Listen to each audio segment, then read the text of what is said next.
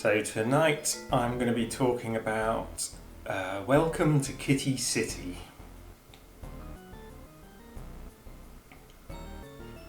which is an animation I made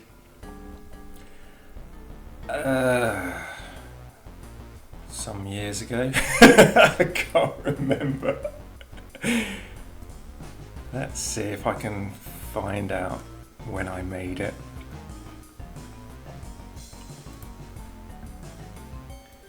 Because I always put the date when I make my animations.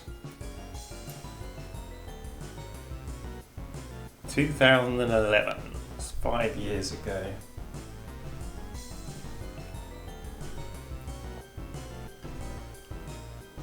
Is that 5? Yeah, that's 5.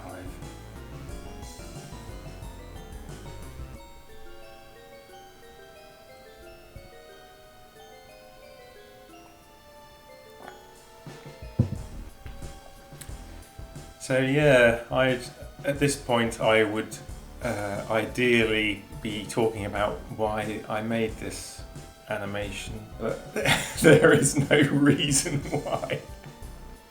There's no reason for this to exist, other than the world would just be a sadder place were it not to.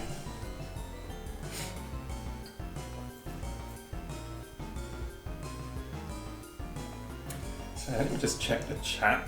If you've got any questions during it, then just chat at me.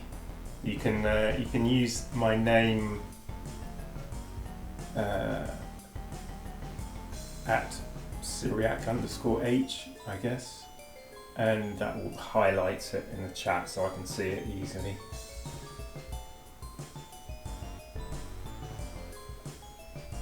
So let's see.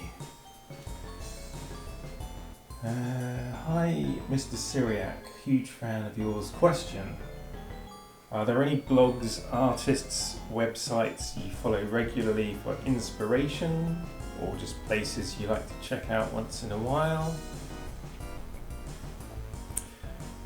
Not really, no. I don't know where my inspiration comes from.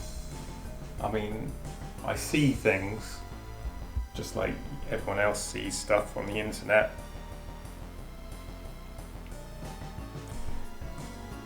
And yeah, stuff just flows past me like randomly. And I guess it sinks into my subconscious if I like it, and then it might resurface sometime later. But yeah, I don't actively look for inspiration. Inspiration you just get from being alive, you know.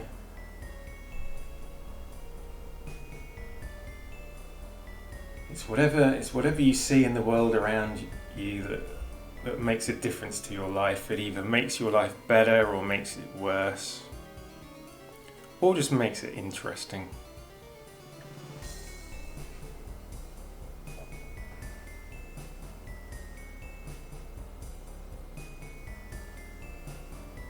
So someone's asked me to show you how to make music in another stream, and yeah, I'll do that one day. A music making stream, so you can see just how how little I know about making music.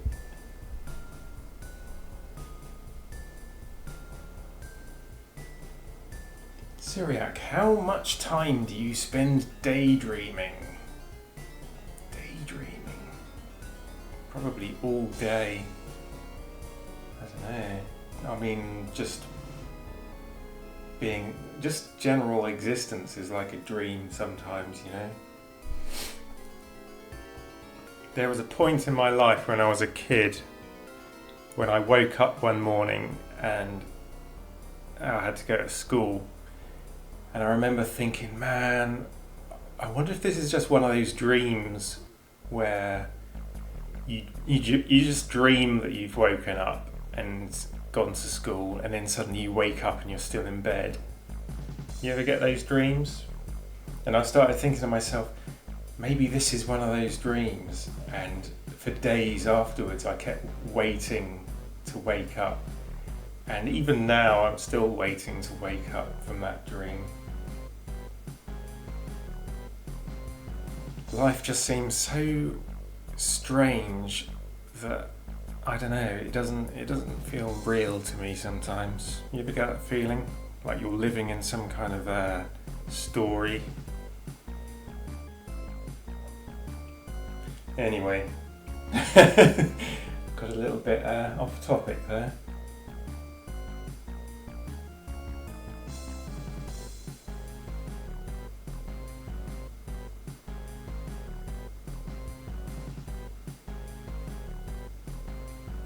So someone's asked me how long it takes to make one video. Well, let me think how long it took to make this video in particular, because it's different for all my videos. On average, I'd say for 3 minutes it's about a month, but for this one, I can't remember, it might have just been a few weeks for this one, because it is just one long scene.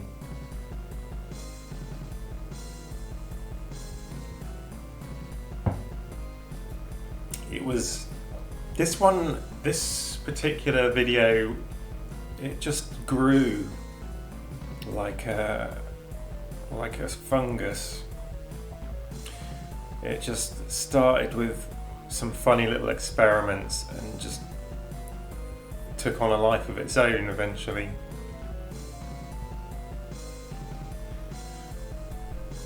Someone asks, what was the first program I used to make animations in? That was actually Photoshop, which has the facility to make simple GIF animations. Yeah, that's how I started out back in 2004. I was just learning how to use Photoshop, and I was just messing around to amuse myself. And after a while, I wanted to do stuff that was a bit more ambitious, so I moved on to Flash. But Flash was horrible to animate in. I mean, people do really good stuff in Flash, but I couldn't. It wasn't very friendly for photos and stuff, photo manipulation. So I moved on to After Effects pretty soon after that.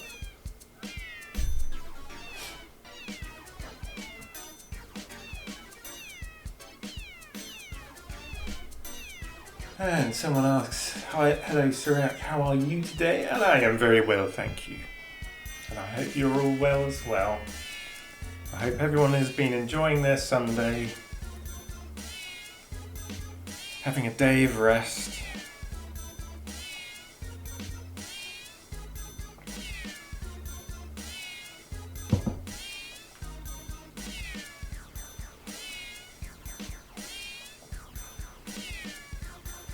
Do I still have the first animation I've made?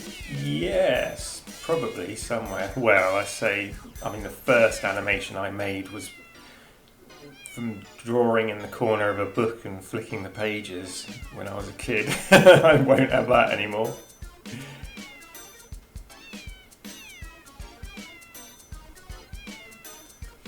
So let's start talking about this video. That's why we're all here, isn't it?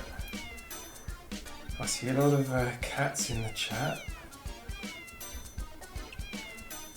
So let's have a look. This is where it all began.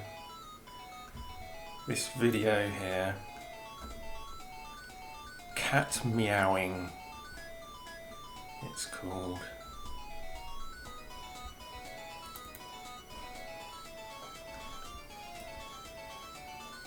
There's my cat meowing. Let's see what he has to say. Let's just render this a bit.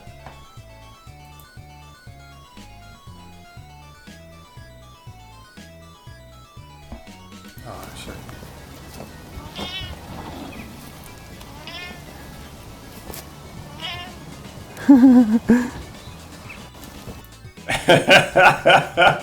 So there's my cat meowing and me laughing at him. You have a funny old meow.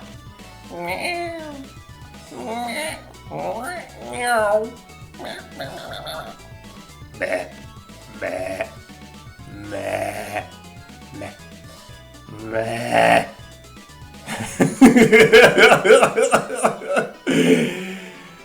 Oh dear. So what did I do with this cat? First of all, I had to stabilise him because the video was bouncing all over the place. So yes, Motion Stabilize After Effects has that facility to stabilise footage.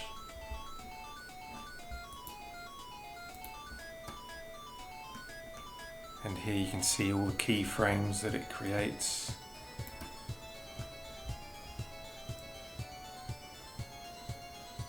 So it's not just the position that it tracks, you can use 2 points and it does rotation and scale as well. So it looks like I've tracked his feet, which aren't moving, and just kept them in roughly the same place.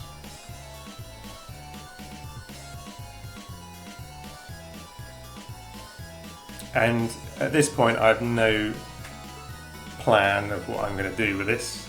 It's just me messing around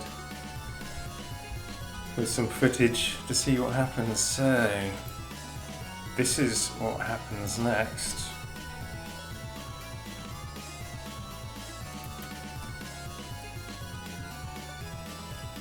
I have my stabilised cat and I've tracked his nose. You might be wondering why. I'll show you in a bit. Because what I wanted to do is cut him out. And you can see there I've used masks to cut out his various body parts. Let's have a look. Yeah, these are all the masks.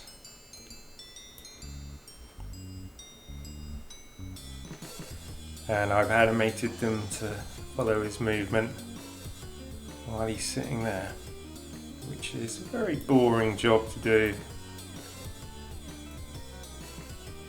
You basically move on a bit and then tweak all the little points, and then move on a bit and tweak them again and stuff. The reason I've got separate masks for his ears is just because they move a bit more independently from his head. Like one, as he turns his head, one ear moves in front and stuff like that, and it's just easier to have it as a separate mask rather than trying to animate the whole thing with when an ear pokes out.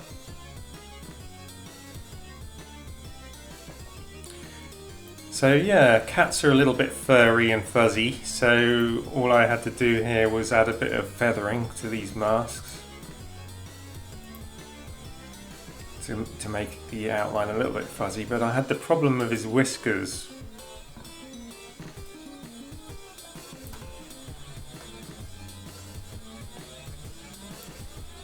Because as you can see, when you've chopped your cat out, the whiskers get chopped out as well. So the solution I had for that is to track his nose using more motion tracking. There you can see I've got a null layer that's following his nose around. And then onto that nose I attached some whiskers that I made myself. Here we can see the whiskers. How did I make these, I wonder? I just used a stroke tool. What stroke is it just turns any mask lines into actual lines. And then to make it look like the whiskers are tapering off, I've added another mask which makes them fade out.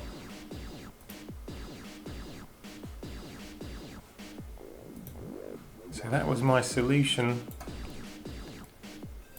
to giving my cat whiskers again. And as you can see, they work pretty well. I even had to animate them a bit as he's opening his mouth, just so that they rotate. So yeah, there's a lot of little details like this that you won't always be aware of.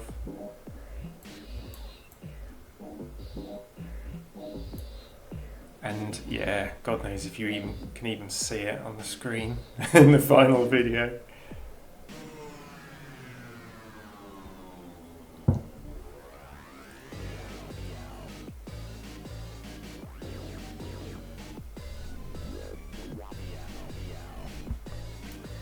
So once I have my cat isolated like this, then I can just start experimenting with it, seeing what I can come up with.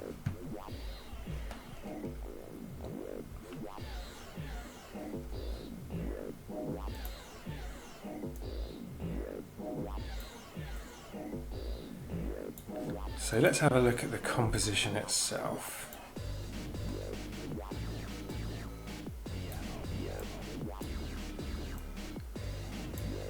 So the first thing we see is a little ball bouncing along.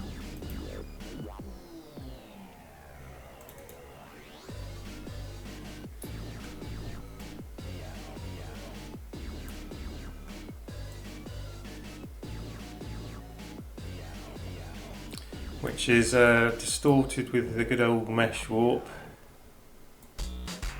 As you can see the lines, how it's squashing and stretching as it's bouncing.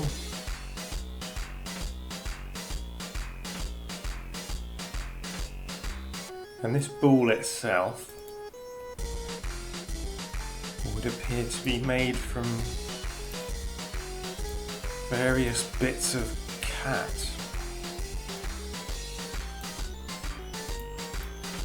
So I could have just photoshopped that, I guess, but you can put things together in After Effects anyway, and it just means you can edit them afterwards as well.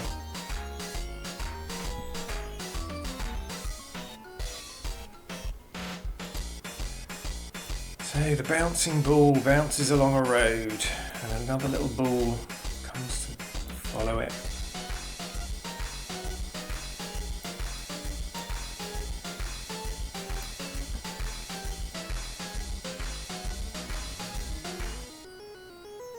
And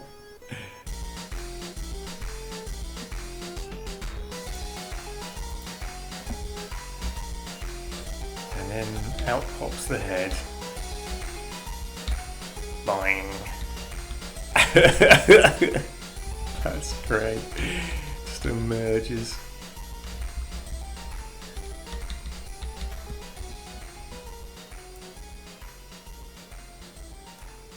And the cat is born. Meow.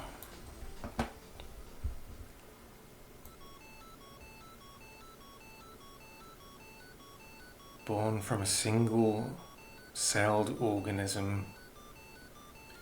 This is follows the evolution of the cat from one simple cat cell there into a rudimentary cat maggot. The first stage in the life cycle. Catworm. Let's have a look at catworm.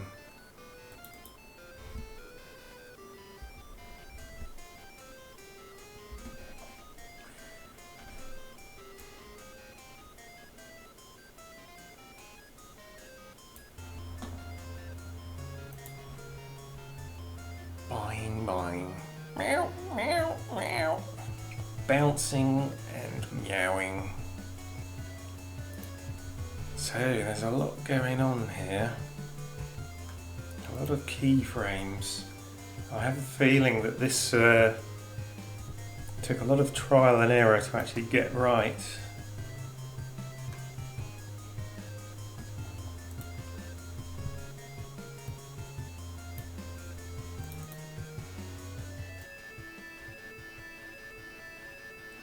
So in this particular composition I've just got his head repeating the meow.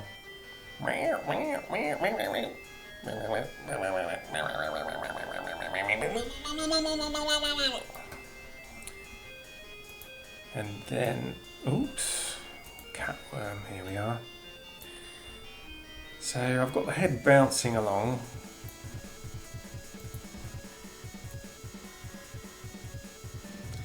And again, I've just used distortion mesh to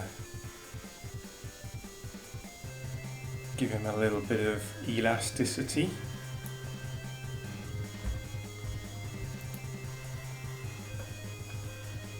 This layer here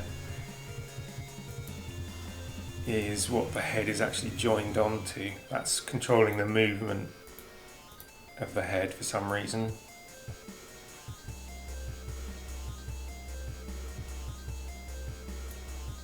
So you can see I've animated the anchor point for some reason, and position and scale, so that scale is just so that, because as he's bouncing, he's moving away from us slightly and then coming towards us.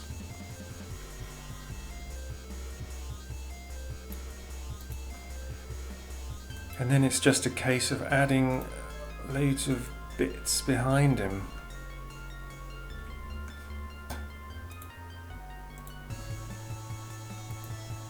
I think the way that I did this was to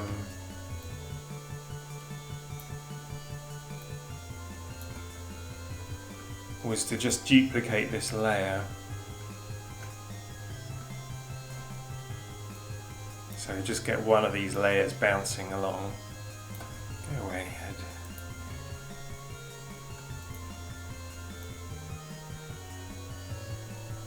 And then each copy is moved slightly further and forwards in time, so that each segment is delayed slightly, so you can see how that works. So as the first one jumps up, the second one is still on the ground, and then that one jumps up and it pulls up the third one, and that's the theory, but in practice there was a lot of messing about to get each one moving right and distorting correctly to follow the one in front and the one in behind. And to be honest, I could have done this a lot more easily just by creating a long worm and just squashing and stretching it a bit. But I just like making things out of separate segments for some reason. That's probably what comes from growing up with video games back in the 80s and 90s.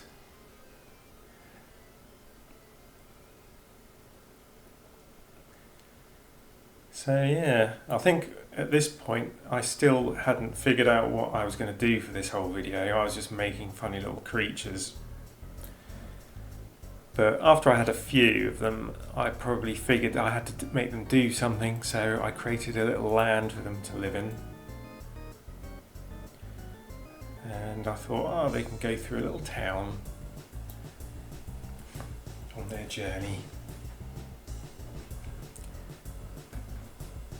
So let's have a look at this background.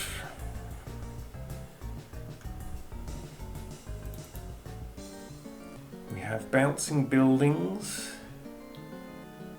which are pretty much just still images that have been cobbled together to make buildings using transformations and shading.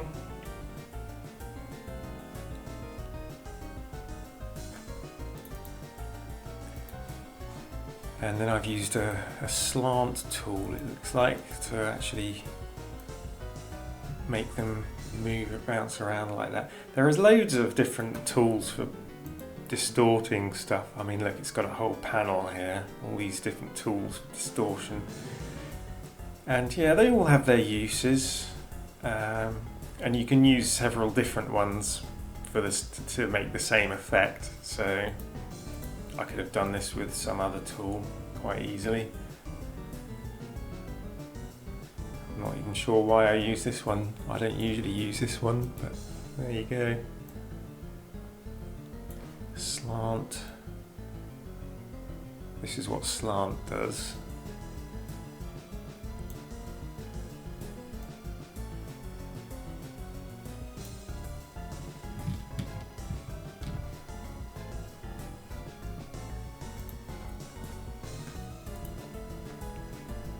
And what else do we have? We have clouds, we have hills,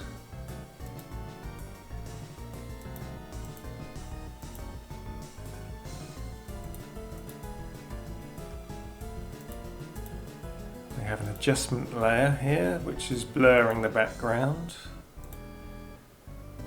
because it's far away.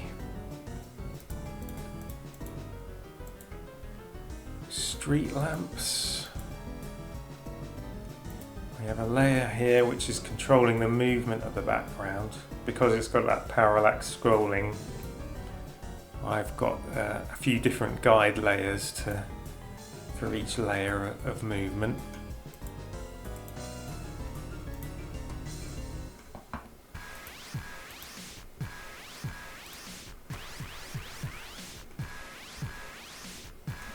And then there's the road. The road is literally a road, which I've animated just scrolling past. Just one particular picture that's been repeated. And then once I've got it in here, I've used a tool called Power Pin to actually distort it.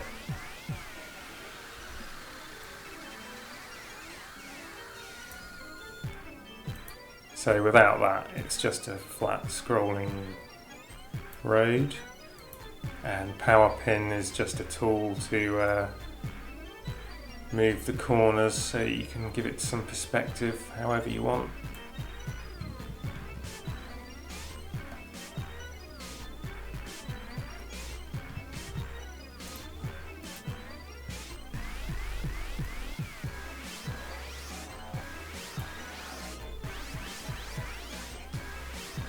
So let me just check the chat, see if I've missed any questions. Caterpillar, yes, very good.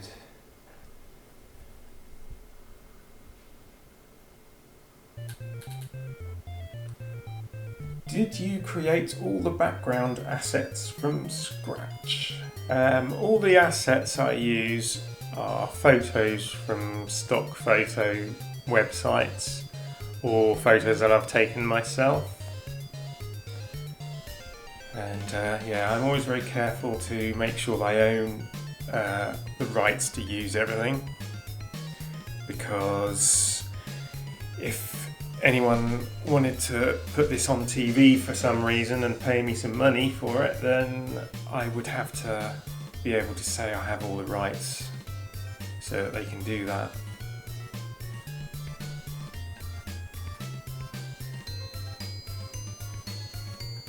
Someone asks me what my computer specs are.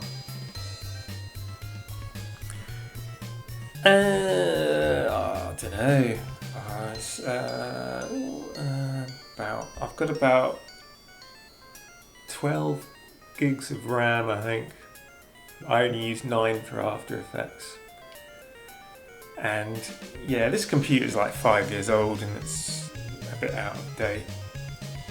But After Effects works pretty well. I mean, when I got this computer, it was just like a gaming computer. Kind of mid-range, I guess you'd call it. And yeah, that just works fine for After Effects. I send my films to animation festivals. Only if they ask me. I don't actually go around like trying to put them in festivals. There doesn't seem much point when they're on the internet anyway and everyone can see them. But I still get asked by festivals to show them and I say, yeah, that's cool. Yeah, I don't know. Well, there was a day years ago, a time when animation festivals was the only place you could show this kind of stuff, I guess. Before YouTube came along. But animation festivals still happen.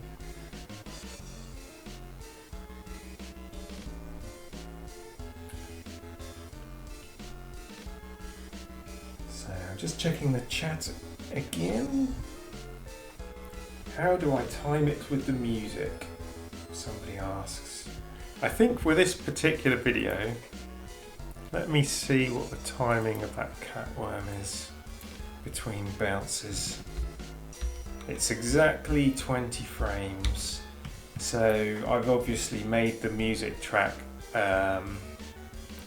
with that particular frame rate in mind. I talked a little bit about this last week, I think, or maybe the week before.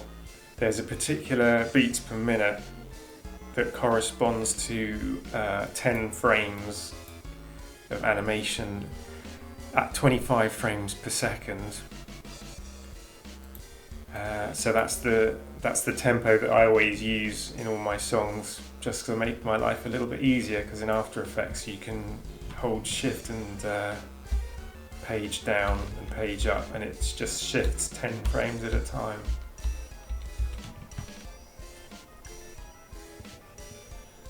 Right, let me just see if there's any more questions.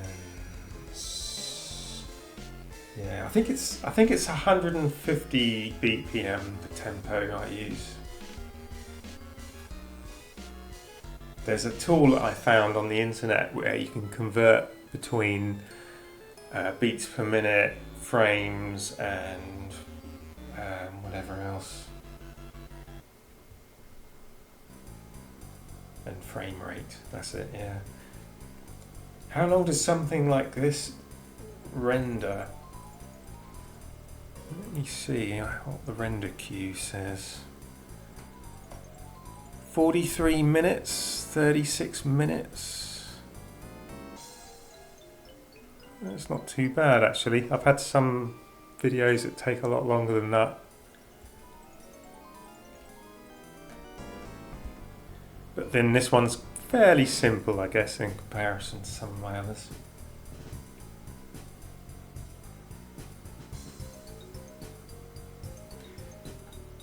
Right.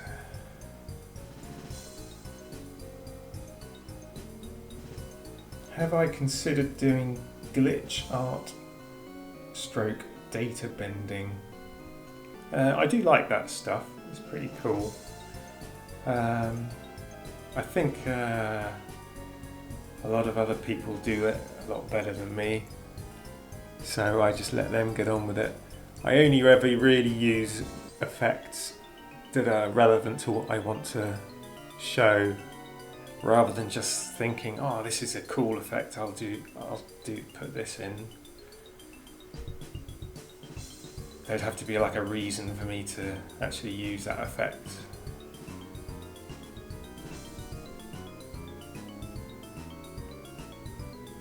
Do I know how to use all the effects in After Effects? The answer to that is absolutely not. There is so much in this program, and it's one of those things where you can do so much, but you only ever learn what you actually need to know. And there's loads that I don't use. There's things here that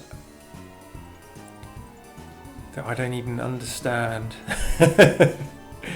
Colorama? I have no idea what that is. Channel mixer. There's also a lot of redundancy in that there are like multiple different effects that seem to end up doing the same thing for whatever reason. I don't know, curves, levels. So I've used some of these. Expression controls, no idea. And of course you get some effects that are just a bit kind of silly, like, I don't know, what's this, hair? What the hell does that do? I'm curious now, what does hair do? Does it make hair? Let me try. Let's just make a solid quickly and see what happens if I apply some hair to it. Where is it?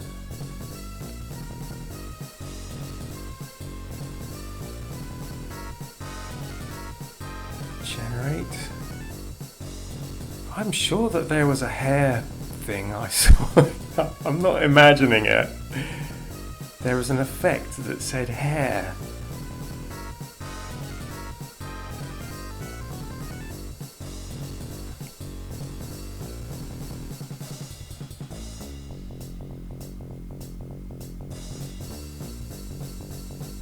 But yeah, there's loads of stuff here that I don't use and don't know how it works. And to be honest, even the stuff that I do use, I probably don't know how it works properly. Because I'm pretty much self-taught.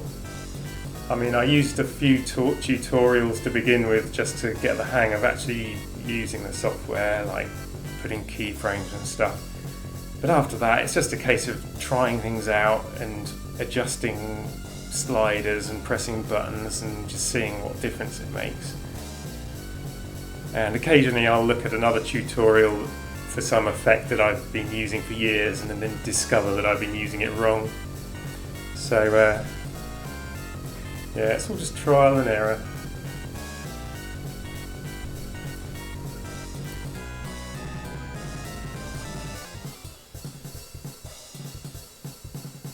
So let me just see a couple more questions, I think.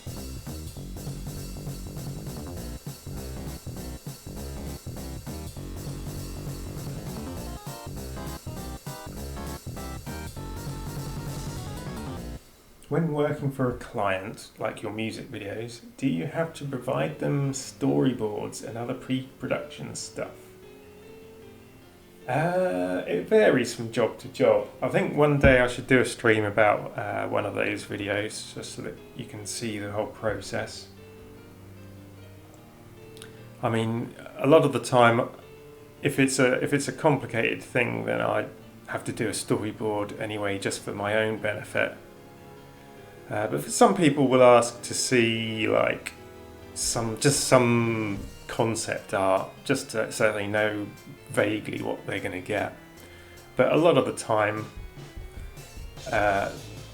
they just have to trust me, and a lot of the time, even I don't know what it'll look like until it's finished, and I can't really show them what it'll look like until it's finished. So yeah, that's kind of a bit nerve-wracking at times.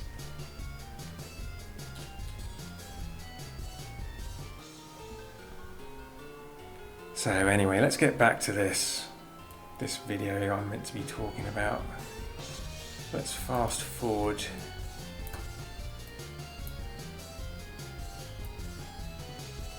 Fast forward to the next stage in the cat evolution. Here we go.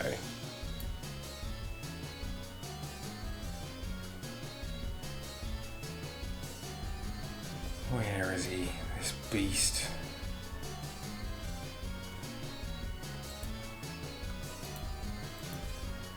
Catworm 4, is it? Yeah, here we go.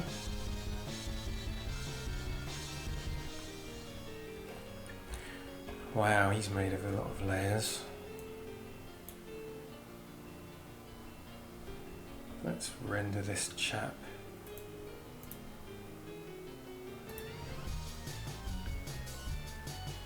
So yeah, he's got his head there, he's got a wiggly tail, he's got legs that are made of cats and feet made of more cats, and each foot has a couple of toes which are also cats.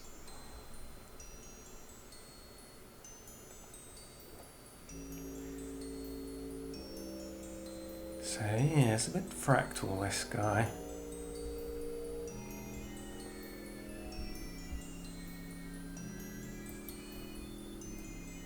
So you can see what I've done here. If we look at the leg, for example,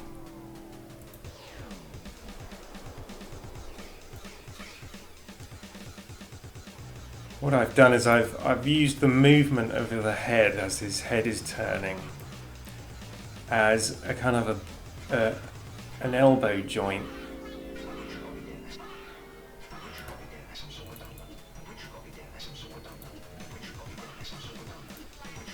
So I'm using that, the way its neck is turning,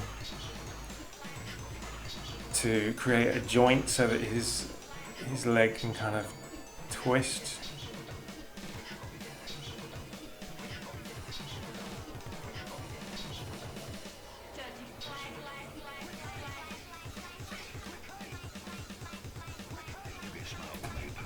And that was the general idea behind this creation, was to use the movement of the cat itself to create these mechanical body parts.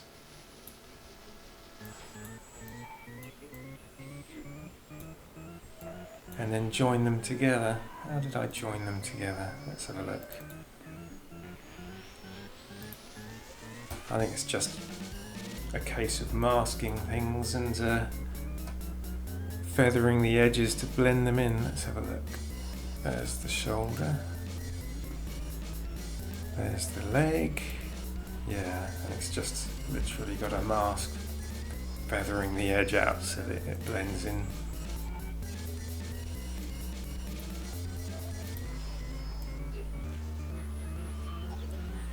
And other than that, there's just a lot of keyframes here to control the rotation, scale, position, distortion.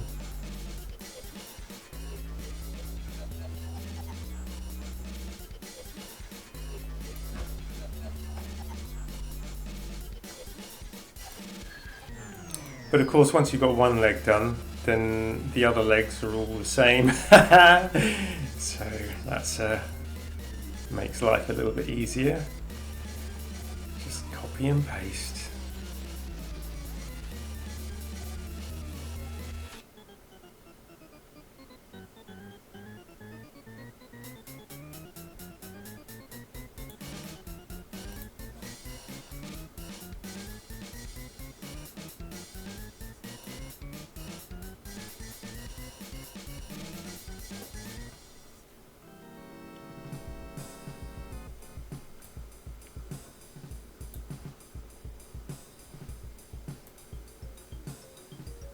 So let's fast forward and see what this guy gets up to.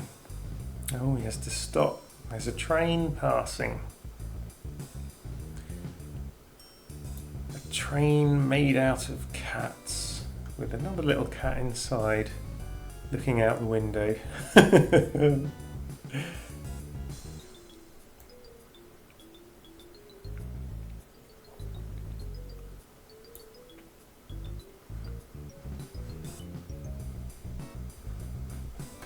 Let's have a look at this train.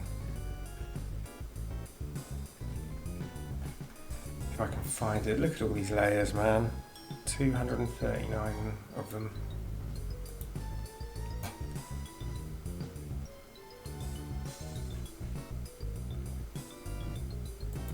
Catworm 4.2? What the hell is that? Oh, I have no idea. Trying to find the cat train. Choo choo! It's the cat train. Cat train moving. Ah, right, I see.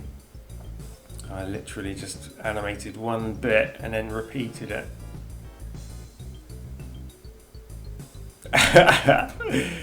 Oh, that's funny. Hello, I'm a strange thing made of cats.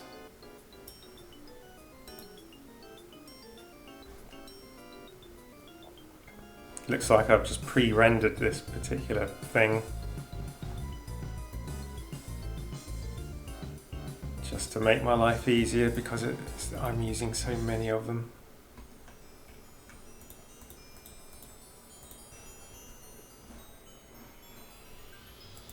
Let's see, cat train. All aboard the cat train! Train carriage. Look at that, I even labelled my layers properly.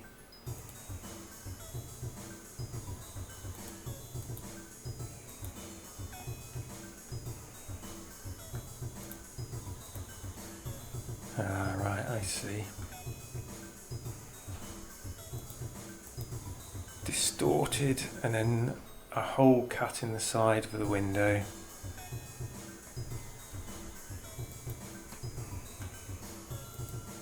And then a bit of shadow behind it.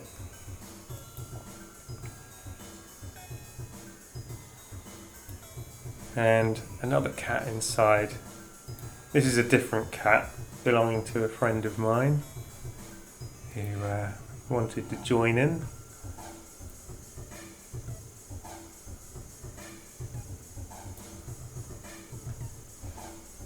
What else have we got here?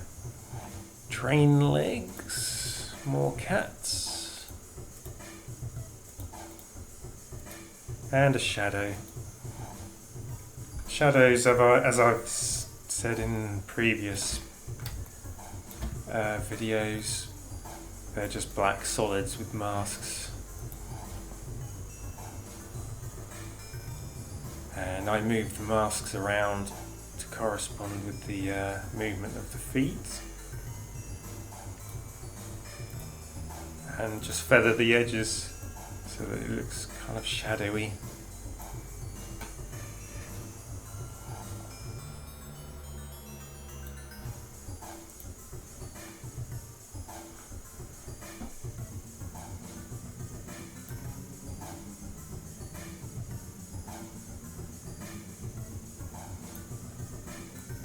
So let's move along. Oh yeah, because things get really weird now.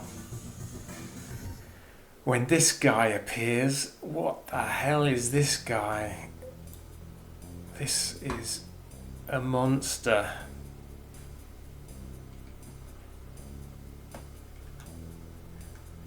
We're gonna have to have a good look at this beast. Catworm 5, is it?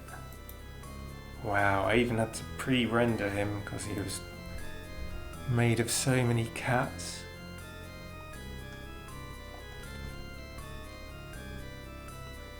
Let's find him. Let's find him and dissect him. Catworm 5. God, there's loads of them here. Catworm 5.2, 5.3, 5.4, 5.5. I've no idea why there are so many of them. Let's close some of these windows and get to the bottom of this mystery, the mystery of Catworm 5.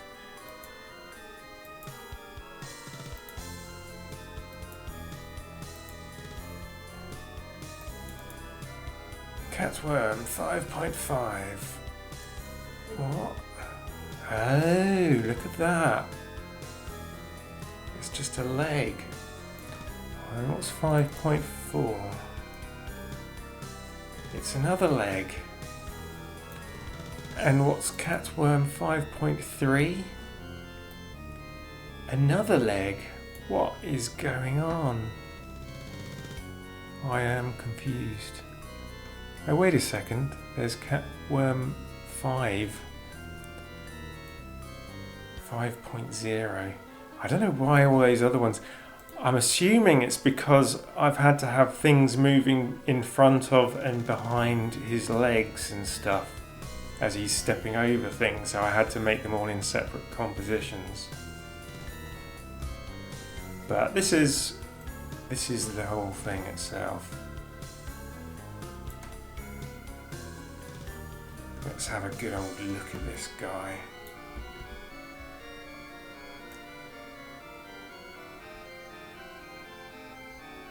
I think we're going to have to see him in all his glory.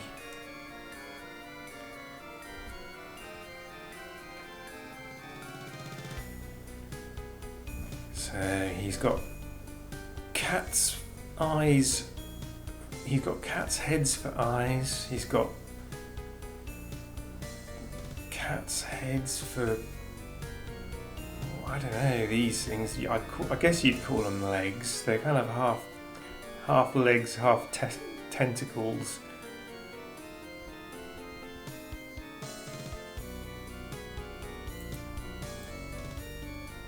But yeah, you can see I've just gone a bit crazy here and just thought, right, what will happen if I just keep joining one cat head onto the next cat head, etc. So let's have a look. Let's bring him to life.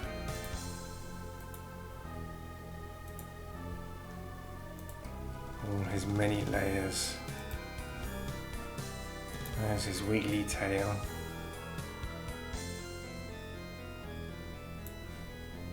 And what else have we got? Leg. Oh, right. So this particular piece of his leg is a composition on its own, made out of 4 different cats. You can see again that I've used the movement of the head to create that kind of mechanical pivoting movement.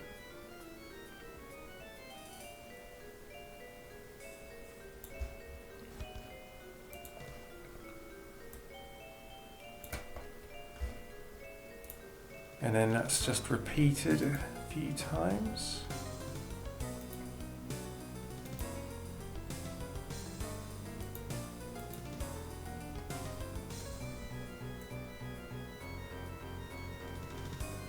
Once you've got 2 legs, you can kind of just repeat them out of step so that they walk along. Let's add some more pieces to this puzzle.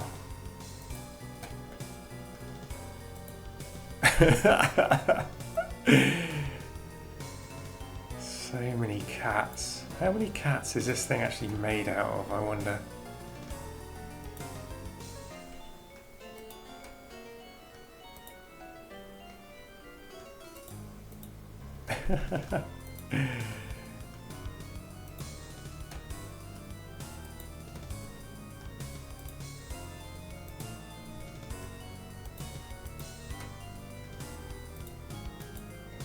More legs.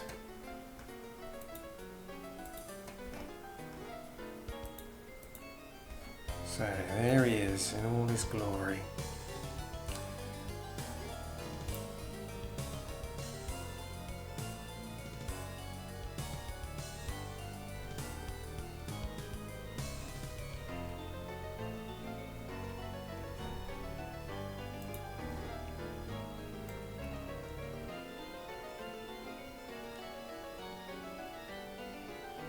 Right, let me just check the chat. Oh, we've been going for an hour, so let's answer a few questions. Right, someone asks, do I draw? Not as much as I should do. I used to years ago, but I've been using a computer so long that I've almost forgotten how to hold a pencil now. But I really would recommend being able to draw for doing animation, even if you're doing cutout animation like this. because I've said this before, it just helps knowing how things work visually. I mean, just things like light and shade and stuff like that. If you know how to draw, you know how things are shaded and where light comes from, and it gives you a sense of how things are made in 3 dimensions, which is very helpful. Even though I'm making stuff out of 2-dimensional pieces, I'm making them in a pseudo 3-dimensional space. So it helps to know how things move in 3 dimensions and stuff like that.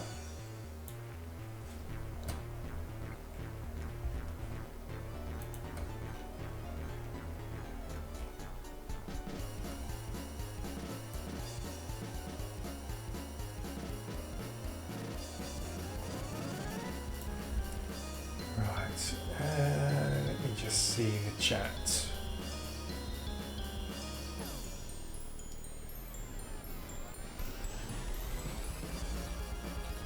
What is the most complex video you made? I think that's probably going to be the one with my face, and I'm going to talk about that at some point. So I'll go into more detail another time. What would you recommend to a complete noob who wants to animate like you? Dunno. I mean, I guess I started off using Photoshop. So if you just wanted to mess around with making simple photo animations using photos, then you could have a go with Photoshop, I suppose. I mean, I'm always wondering if After Effects is even the right tool for me to be using. There's probably going to be better software out there for doing stuff like this. It's just that I happen to know it. And once you know how to use something, it's very difficult to change.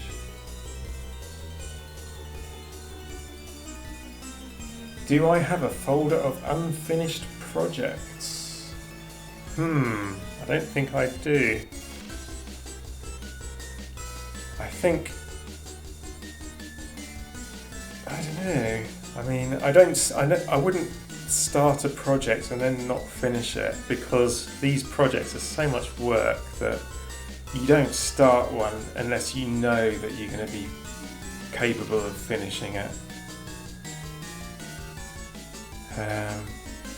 I mean, I'll have a lot of weird little experiments that I might have started and given up on, but in general they always tend to evolve into videos at some point.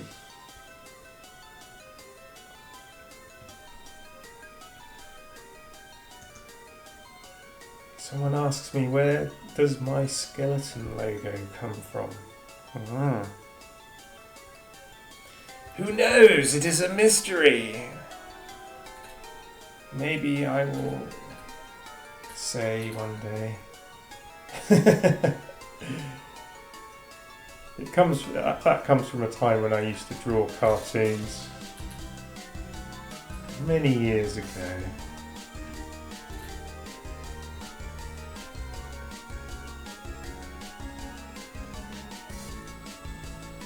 And yes, I do make my own music, and you're listening to it all in the background.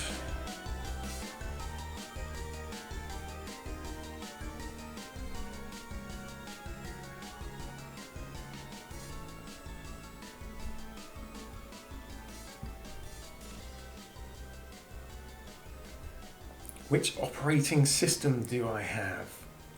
Windows. I'm on the PC. Windows.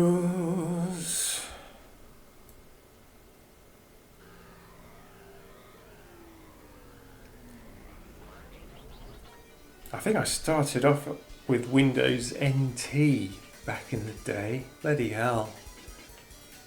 That's years ago now.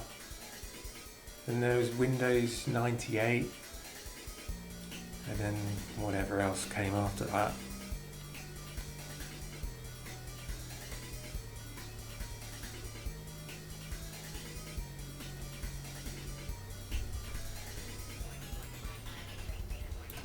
So, where are we in this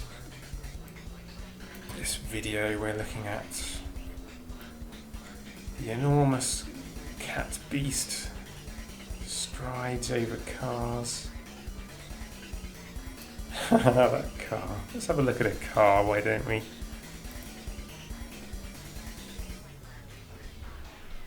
Cat car. Where is the cat car? What is this? Car 1. There's the car.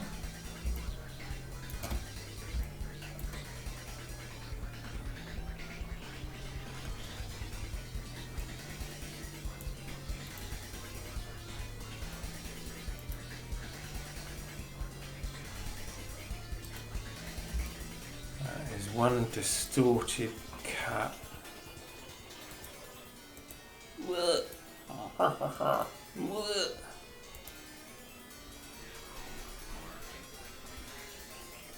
Sometimes you really have to hammer these cats to make them take the right shape.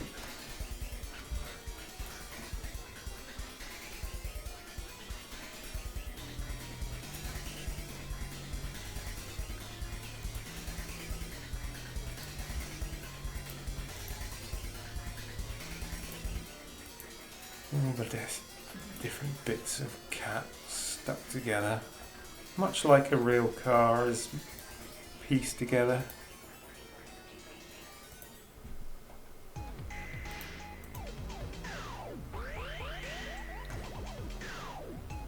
And little cat feet.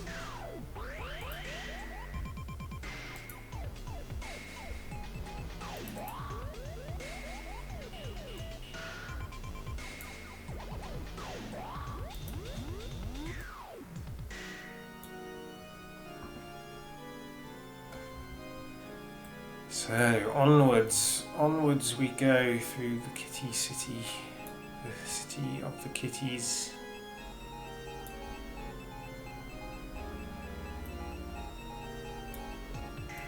What is happening here? A tree? A cat tree? What is happening? How did this come to pass?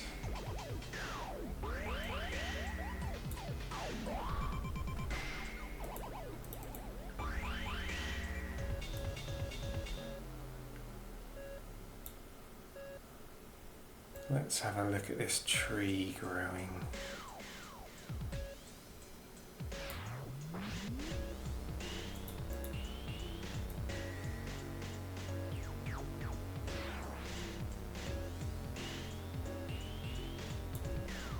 This is very fractal.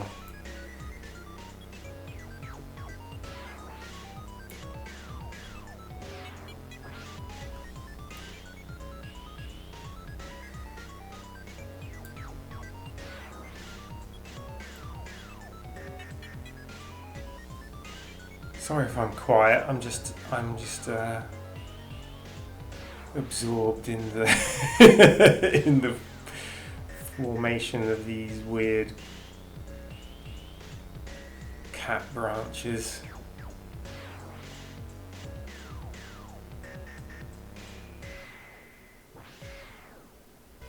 Each one is just a cat that's been distorted so that it grows.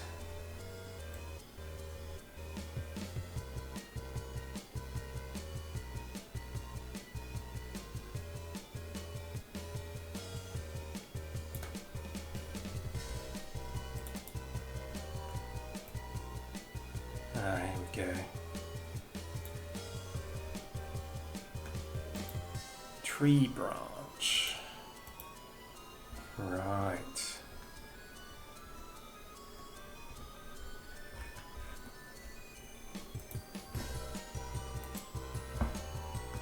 So there it is.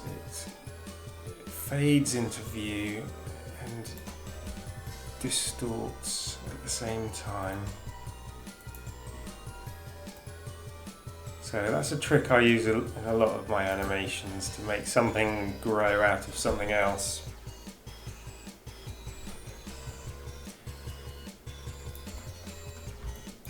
You start with it like it's gonna end up, and then you use distortion to squash it into the shape that it's growing from, and then you just use opacity to fade it in.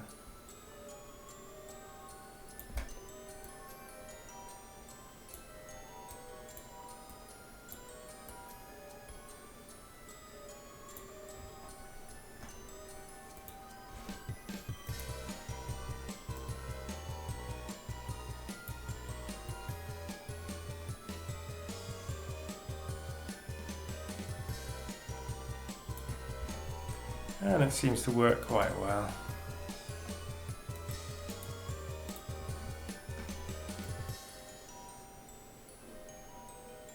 And then you just add a lot of little leaves. How did I do the cat leaves? Let's have a look. I've used Particular. That's a plugin by Trapcode, I think, yeah, which does particle effects, and sometimes I use it if I just want a lot of something, because it's easier than just making a million layers of that thing. So you got loads of options for how you want your particles to behave.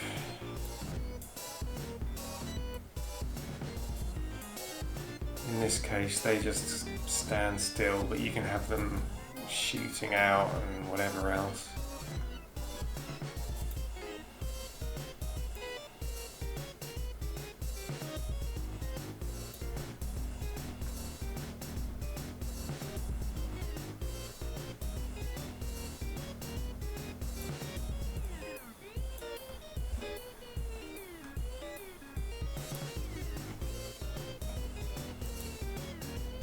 Right. And there's a turbulence field that I've applied. I'm not entirely sure what that. I think that might just kind of blow them about a bit, so they're like leaves or something. I don't know. I'm not entirely sure if that worked, but anyway.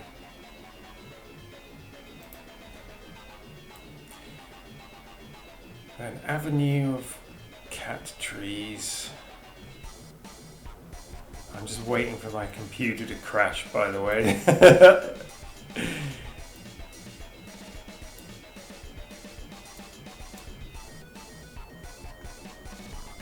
It hasn't crashed yet in one of these streams.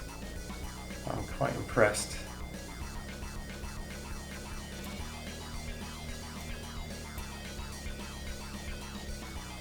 Now, this is an interesting bit. Cats are emerging from the manhole in a horrible kind of slimy...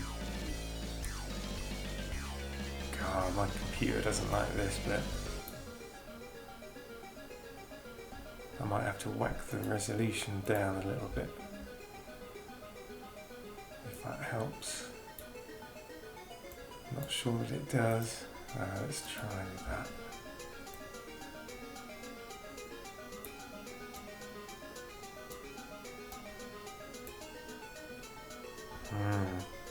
Let's examine this a bit more closely.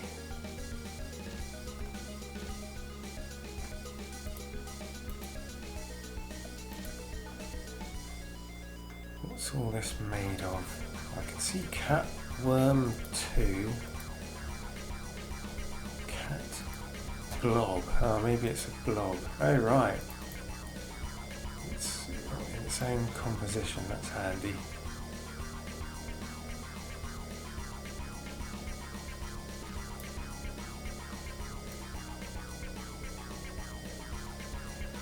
Various bits of cat emerging and distorting.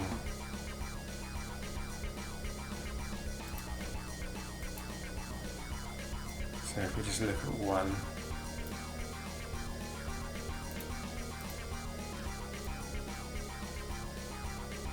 emerges and then just kind of distorts into a puddle. Using our old friend Mesh Warp. Oh, it's got a puppet tool. What the hell did I use that for? Did I even use that? Oh, it looks like I did.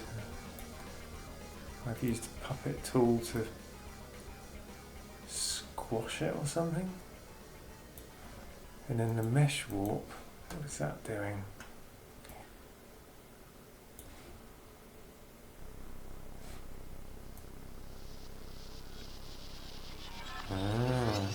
So I've used one kind of distortion to make it appear, and then another one to make it squash.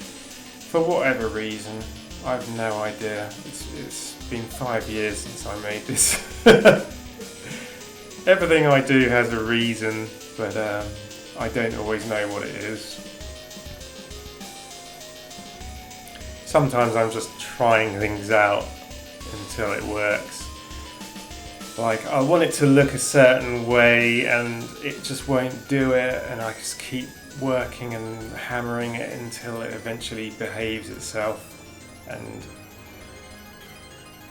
yeah.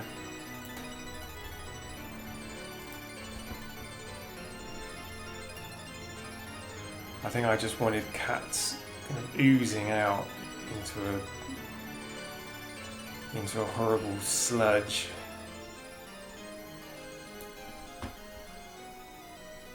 And it kind of works.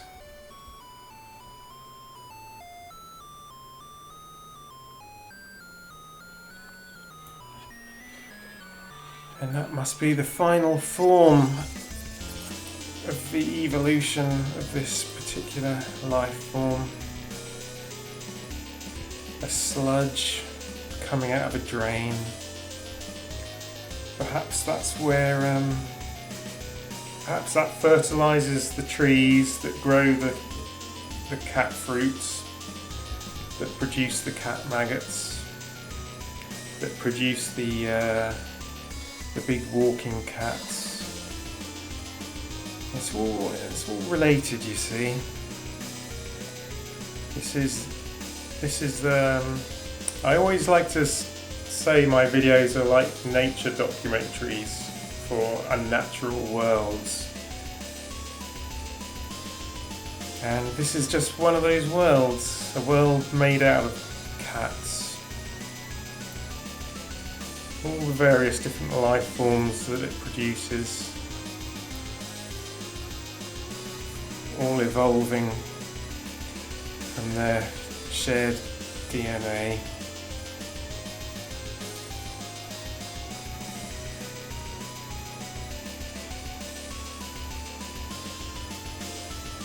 And it ends as it begins, in an endless cycle, a cycle of life.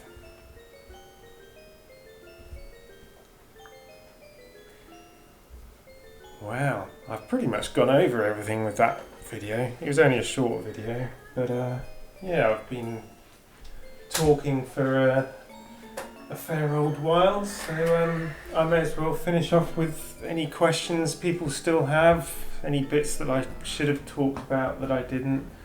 Let me scroll the chat back a bit just to see if I've missed anything. I can't look at two things at the same time, unfortunately.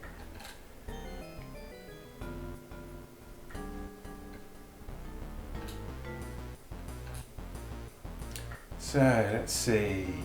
Have you ever done a video with a narrative story?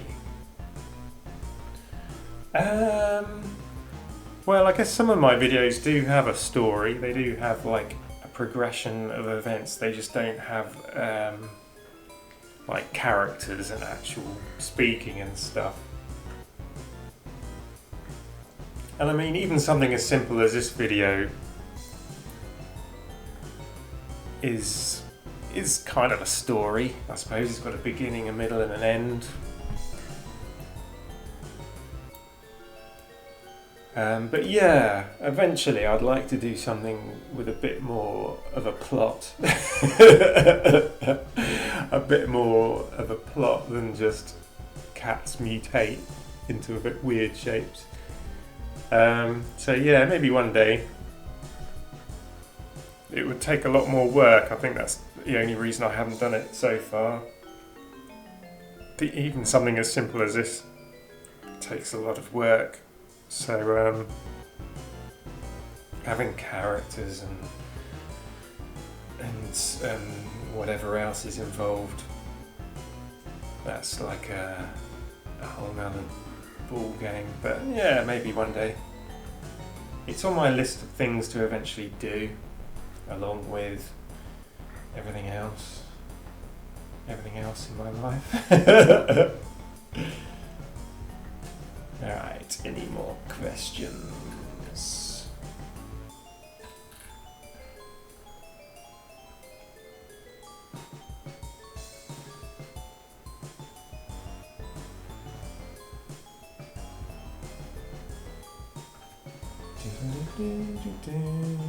Did you ever forget to save and an entire project went down the drain?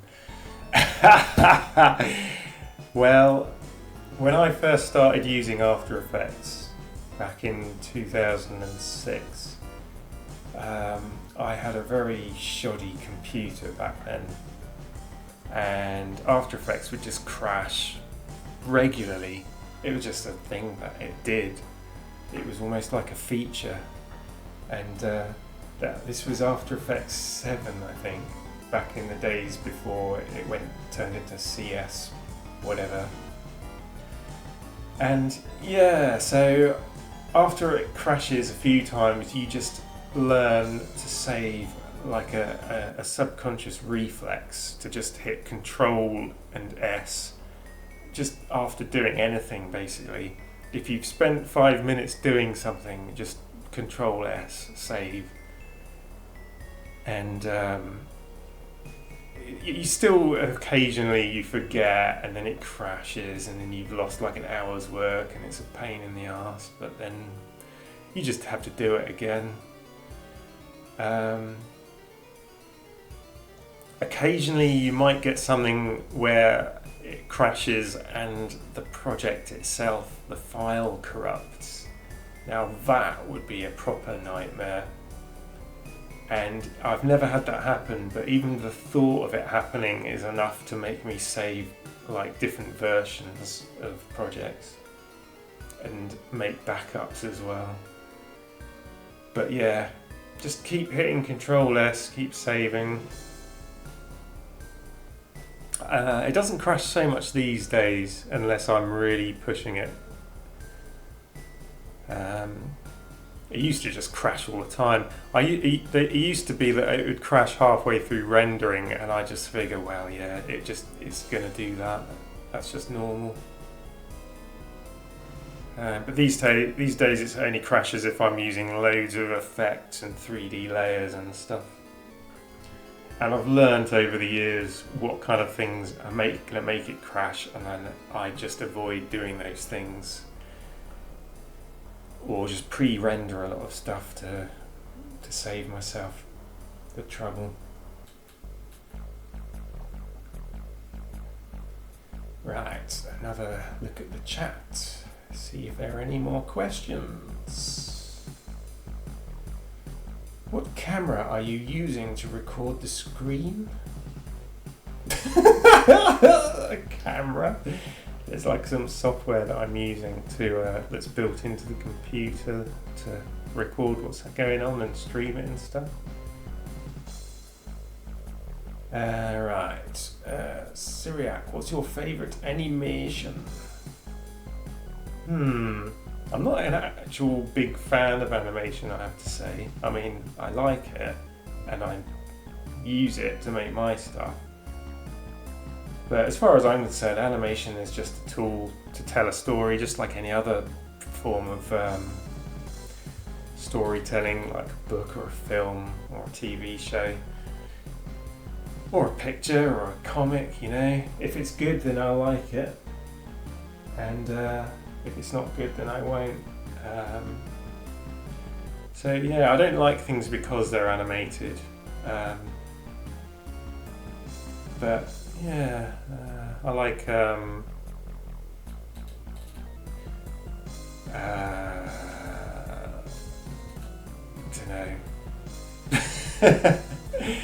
know. I'll post actually. I've got a playlist on YouTube of animations that are pretty cool. I'll post a link to it on Twitter.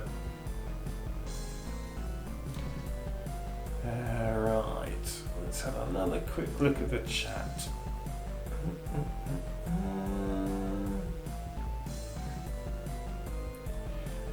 What song is used in the highlights intros? That's the song I did for it was a thing I did for Coca-Cola with a polar bear on an iceberg, and they wanted some music to go along with it, so I just made something quickly, and I quite liked it, so I thought I'd use it.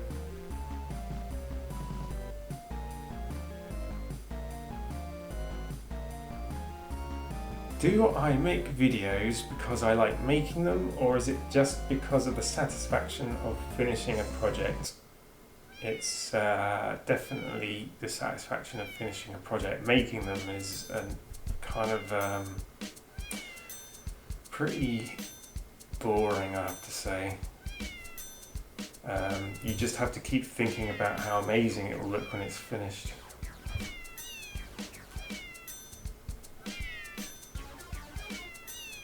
So let's see.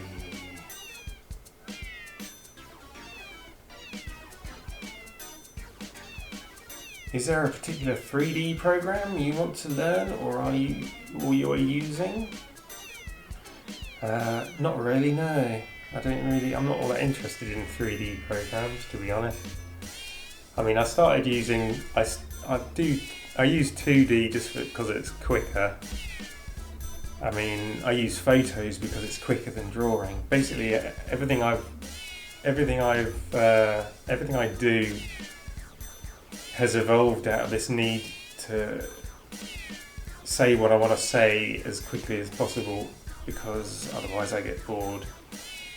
So I just started using photos because it meant I didn't have to draw anything. And that's kind of one of the reasons I don't use 3D, because then I'd have to actually make things, and that's just a whole load of work.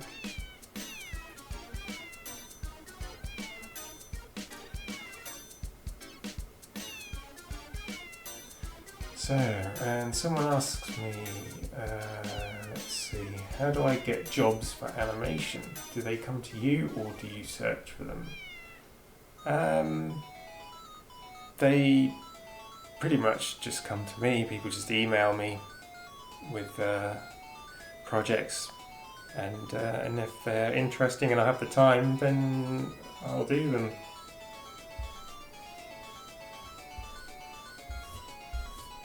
I think traditionally you're meant to actually chase after work and stuff, but I've just been a bit lucky, I suppose.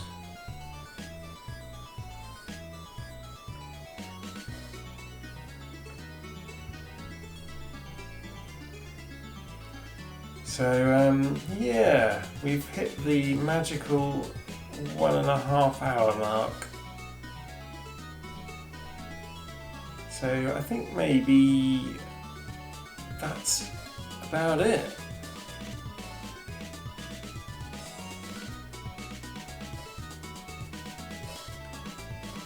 For this week, unless anyone has got any final questions, I'll give you another half a minute to ask them.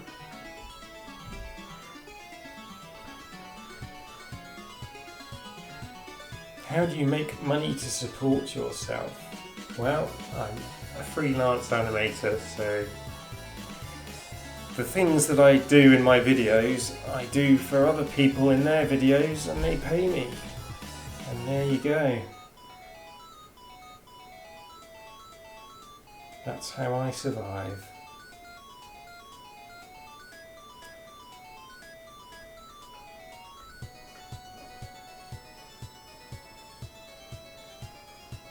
Someone asks, what is the meaning of life? To which I would say, there is no meaning.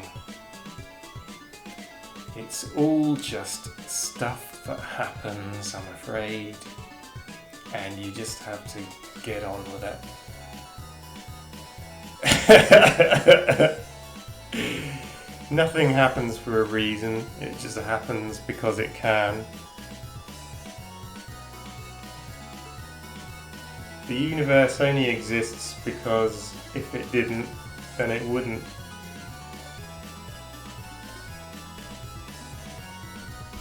And that is why we're all here.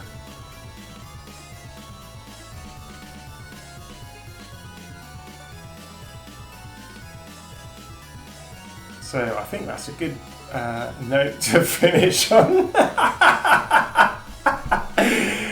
On that rather bleak ending. So I will bid you all farewell until next time.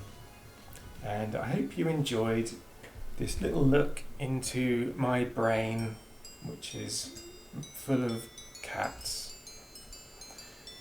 And I'll see you all next week, I guess. So thanks for watching. Goodbye.